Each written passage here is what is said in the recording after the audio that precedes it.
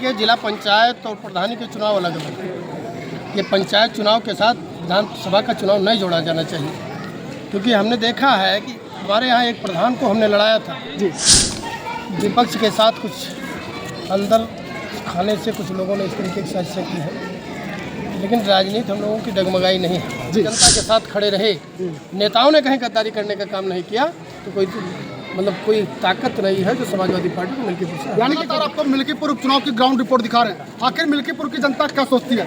ऐसे में हमारे साथ आज बातचीत करने के लिए मौजूद है पूर्व मंत्री आनंद सेन। कहा जाता है कि सेन परिवार यहाँ की दिशा और दशा दोनों ही तय करता है। ऐसे में सेन परिवार इस उपचुनाव में किसके साथ होगा। साथ ही साथ एक बड़ा सवाल जो लगातार लोग पूछते रहे कि आखिर सेन परिवार की राजनीति को डगमगाने में, जो हम कहें या फिर खत्म करने में सबसे बड़ा हाथ किसका मानते हैं। तो आइए इनसे बातचीत करते हैं। सबसे पहले मंत्री जी आपका स्वागत है। धन्यवाद। सबसे पहले वही सवाल जो लोग पूछते हैं, लगातार कहते हैं कि आखिर सेन परिवार की राजनीति इतना डगमगाई क्यों, इसके पीछे कौन। देखिए, इसके पीछे बहुत बड़ी साजिशें रही। विपक्ष के साथ कुछ अंदर खाने से कुछ लोगों ने इस तरीके की साजिशें की है, लेकिन राजनीति हम लोगों की डगमगाई नहीं है जी। राजनीति तब डगमगाती है जब जनता साथ ना हो। जो हमारी असली फौज है वो आज हमारे साथ बहुत मजबूती के साथ खड़ी है, तो इसमें हम ये नहीं कह सकते कि हमारी राजनीति डगमाने का काम कर रही है। दूसरी बात हम आपसे कहना चाहते हैं कि समाजवादी पार्टी को जो आप कह रहे हैं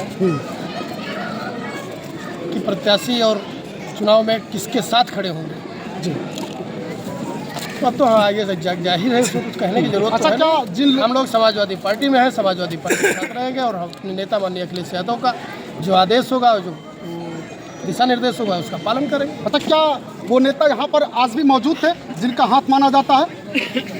ऐसा कुछ नहीं है, जो लोग रहे होंगे नाम कुछ लोग लेते हैं, नहीं जो आप कैमरा लेते हैं वहाँ पर। अब जो लोग अपने मन में रखे होंगे, नाम लेते होंगे, वो रखने दीजिए, कोई बात नहीं है।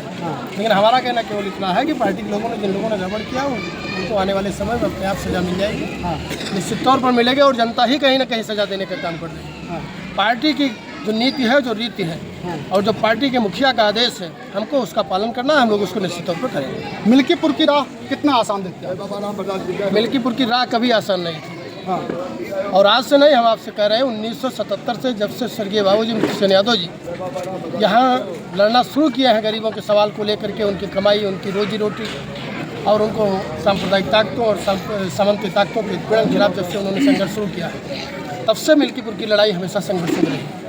2002 और 2007 का चुनाव इस बात का साक्षी भी है, और 1985 में भी इस तरीके की घटनाएं हुई।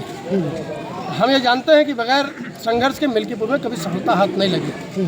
अगर लोगों ने संघर्ष करने का काम किया, मजबूती से जनता के साथ खड़े रहे, नेताओं ने कहीं गद्दारी करने का काम नहीं किया, तो कोई ताकत नहीं है जो समाजवादी पार्टी को मिल्कीपुर से। यानी कि गद्दारी हो भी सकती है अगर लगा रहे हैं आप। नहीं, गद्दारी होगी, गद्दारी करने वाले करते हैं, ऐसा नहीं है कि नहीं गद्दार हैं। समाजवादी पार्टी के लिए आसान नहीं है। बहुत लोग गद्दार हैं और गद्दारी करते हैं। अगर आप झंडा उठा लिए हैं और पार्टी के साथ खड़े हो, तो पार्टी के साथ आपको मजबूती से रहना चाहिए। नहीं रहना है, ना रहिए, पार्टी छोड़ करके चले जाइए, लेकिन अगर रहना है तो ईमानदारी से काम करना चाहिए।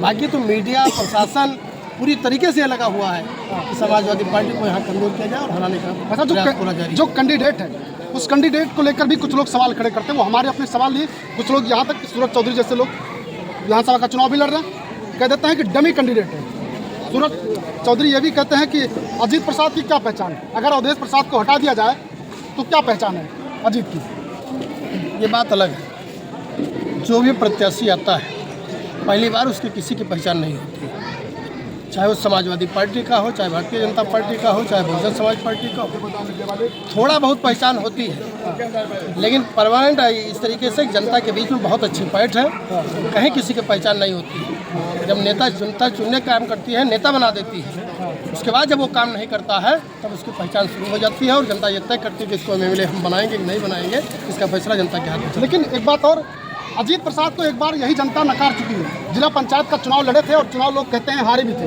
उस वक्त अवधेश प्रसाद पावर में थे, उस वक्त भी, और इस वक्त भी हम कह सकते हैं कि सांसद हैं। तो क्या इस बार वही स्थिति होगी या बदलेगा कुछ। देखिए, जिला पंचायत और प्रधानी के चुनाव अलग अलग। ये पंचायत चुनाव के साथ विधानसभा का चुनाव नहीं जोड़ा जाना चाहिए, क्योंकि हमने देखा है कि हमारे यहाँ एक प्रधान को हमने लड़ाया था जी, भोलानाथ भारती हैं जी, गांव सभा में लड़े तो उनको 63 वोट मिला था मात्र। और जब हमने जिला पंचायत उनको लड़ाने का काम किया और इन्हीं अजीत के खिलाफ लड़ाने का काम किया था, तब उनको 8,000 वोट मिला और 4,000 वोट से उस आदमी ने चुनाव जीतने का काम किया था। तब खिलाफ और आज साथ कैसे? ये तो राजनीति में तो होता रहता है, नई बात तो है ना। ये राजनीति कुछ रहता है कि खिलाफ कभी हम आमने सामने खड़े होंगे तो कभी एक मंच पर दिखेंगे। तो अभी आमने सामने हैं या पीछे से कहीं और? नहीं, आमने सामने नहीं, बिल्कुल हम लोग साथ हैं।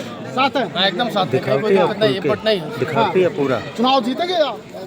तो चुनाव जीतने के लिए ही तो साथ लगे हैं। हाँ, प्रशासन हराने का काम करेगा। प्रशासन यानी आप मानते हैं कि हार सकते हैं चुनाव हार सकते हैं? अभी मानते हैं हार सकते नहीं है। जिला प्रशासन अगर ईमानदारी से काम करेगा और जिला प्रशासन ने ठीक से काम किया कि ठीक है, लोग जो अपना वोट डालेंगे उनको अपना वोट मत देने का अधिकार दे दिया, तो ये तय है कि यहाँ से भारतीय जनता पार्टी हारेगी। क्या जिला प्रशासन भी कुछ गड़बड़ कर रहा है? कौन सा चैनल? बहुत गड़बड़ कर रहा है। हाँ, जिला प्रशासन वोटर लिस्ट में गड़बड़ करने का काम करेगा। जिला प्रशासन वोटर को वोट नहीं डालने देगा। जिला प्रशासन प्रधानों को धमकाने का काम करेगा। जिला पंचायत के सदस्य और क्षेत्र पंचायत के सदस्यों को धमकाने का काम करेगा। ये सारी चीज़ें, ये प्रक्रिया शुरू हो गई है। किसी खिलाफ मुकदमे हो तो ये बताया जाता है कि तुम्हारे खिलाफ मुकदमा है, तुम्हें जेल भेजने का काम करेंगे। तुम्हारे खिलाफ मुकदमा है, तुम्हारा लाइसेंस कैंसिल करने का काम करेंगे। जब ये उत्पीड़न होता है तो निश्चित तौर पर आदमी कहीं ना कहीं कमजोरी उसकी साबित हो जाती है और वो कमज़ोर हो जाता है तो गड़बड़ हो जाता है, कहीं इसी तरीके से वो अपने आप को बचाने की कोशिश में लग जाता है। ऐसी परिस्थिति में चुनाव थोड़ा सा डिस्टर्ब हो सकता है। बाकी हम लोग आपको बता रहे हैं पूरी मजबूती के साथ लगे हैं। अभी है उनके अंकुर होगी, उसके साथ भी हम लोग खड़े होंगे और चुनाव जिताने के लिए समाजवादी पार्टी को पूरी तरीके से ताकत नयादिक करके हम लोग जिताने का काम करेंगे। अच्छा, एक चीज़ और आपसे हम जानना चाहेंगे। कुछ लोग ये भी कहते हैं कि समाजवादी पार्टी पर लगातार परिवारवाद के आरोप लगते भी रहे, लगातार लगते रहे, और कटहरी में भी ठीक उसी तरीके से टिकट दिया गया था और भी कुछ जगहों पर दिया गया और नतीजे जो आए वो सब जानते हैं और वही नतीजे की उम्मीद लोग यहाँ भी कर रहे हैं। अवधेश प्रसाद के बेटे अजीत प्रसाद को टिकट दिया गया जबकि कई सारे लोग लाइन में लगे हुए थे और जब घर में ही रखना था तो उस वक्त अवधेश प्रसाद क्यों सांसद लड़े, अजीत प्रसाद को ही क्यों नहीं लड़ा दिया? ये हमारे नेता का फैसला है। बाकी जो परिवारवाद का फैसला बात कर रहे हैं, परिवारवाद किस दल में नहीं है। भारतीय जनता पार्टी में पूरी लाइन लगी हुई है परिवारवाद की। दूसरे दलों में देखेंगे वहाँ परिवारवाद की लाइन लगी हुई है। अगर नेता ने हमारे कोई फैसला किया है तो उस पर हम लोग मजबूती के साथ खड़े होकर के उस लड़ाई को लड़ने का। लेकिन बाबा गोरखनाथ लगातार दावा करते हैं चुनाव तो जीते ही नहीं। 3 बार हमारा उनका आमना सामना हुआ है और जितनी बार हुआ है पटखनी दी, सिर्फ एक बार दुर्भाग्य हमारे साथ नहीं दिया हमारा भाग्य, इस वजह से चुनाव हारे। और आप लोग लगातार इस बात का दावा कर रहे हैं कि यहाँ पर समाजवादी पार्टी चुनाव जीतेगी। बाबा गोरखनाथ का टिकट आपने फाइनल कर दिया? वो कहते हैं हमने बातचीत की तो उस दौरान उन्होंने कहा। हम पूछ रहे हैं आपने फाइनल कर दिया? हम क्यों फाइनल करें? सूत्रों की माने तो 95% टिकट ही नहीं मिल रहा है। टिकट ही नहीं मिलेगा? अच्छा, मिलेगा कैसे भारतीय जनता पार्टी?